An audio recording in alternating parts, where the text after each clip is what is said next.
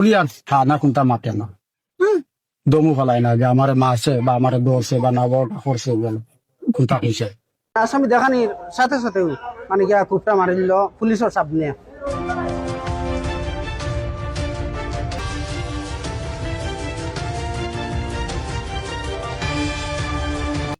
সিলেটের গোয়েনঘাটে এক কিশোরীকে ধর্ষণের অভিযোগে তার চাচাতো ভাইয়ের বিরুদ্ধে মামলা দায়ের পর তাকে গ্রেফতার করতে অভিযান চালায় পুলিশ। এ সময় পুলিশের উপস্থিতিতেই মামলার বাদী কিশোরীর বাবা কলিমুল্লাহ 53 নামে এক ব্যক্তিকে দা দিয়ে কুপিয়ে হত্যার অভিযোগ উঠেছে তার আপন ভাই সৈফুল্লাহর বিরুদ্ধে। শনিবার 15 আগস্ট দুপুরে উপজেলার পূর্ব আলিরগাঁও ইউনিয়নের লাফনাউট দিঘিরপাড় গ্রামে এক ঘটনা ঘটে। নিহত কলিমুল্লাহ ওই গ্রামের মৃত মিয়ার ছেলে। অভিযুক্ত সৈফুল্লাহ ও নিহত কলিমুল্লাহ আপন দুই ভাই। আর ধর্ষণ মামলার আসামি জুবেল আহমদ 21 নিহতের ভাতিজা।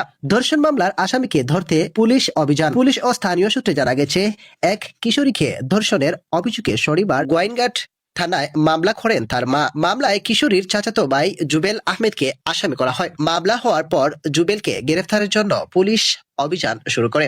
পুলিশ দিঘিরপাড় এলাকায় গিয়ে জানতে পারে জুবেল স্থানীয় একটি হাওড়ের অবস্থান করছেন। এরপর তাকে আটক করতে পুলিশের একটি দল হাওড়ের দিকে রওনা হয়। পুলিশের সামনেই মামলার অভিযোগ। স্থানীয়দের ভাষ্য অনুযায়ী পুলিশ জুবেলকে গ্রেফতারের উদ্দেশ্যে হাওড়ের দিকে যাওয়ার সময় তার বাবা সৈফুল্লাহ ক্ষিপ্ত হয়ে কলিমুল্লাহর উপর হামলার চালান বলে অভিযোগ রয়েছে।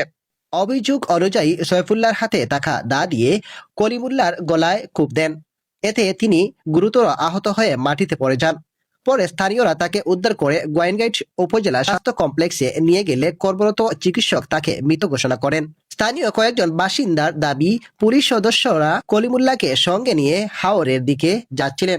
এ সময় সৈফুল্লাহ পুলিশের পাশ কাটিয়ে কিছুটা দূরে গিয়ে কলিমুল্লাহকে ধারালো অস্ত্র দিয়ে আঘাত করেন। তবে পুলিশের উপস্থিতিতে ঠিক কিভাবে হামলার ঘটনা ঘটেছে তা তদন্তের মাধ্যমে স্পষ্ট হবে বলে জানিয়েছে সংশ্লিষ্টরা। পারিবারিক বিরোধের বিষয় সামনে আসছে। স্থানীয় সূত্রে জানা গেছে, মাতাইছি আমরা অনেক সময় নষ্ট করছি পুলিয়ান থানা কোনটা মাতে না দমু ফেলাই না যে আমার মারছে বা আমার দৌড়ছে বা না বড় করছে গেল কোনটা কইছে পুলিশ প্রশাসনে ইয়া তারা মানে বিচার দায়ের করছে মামলা।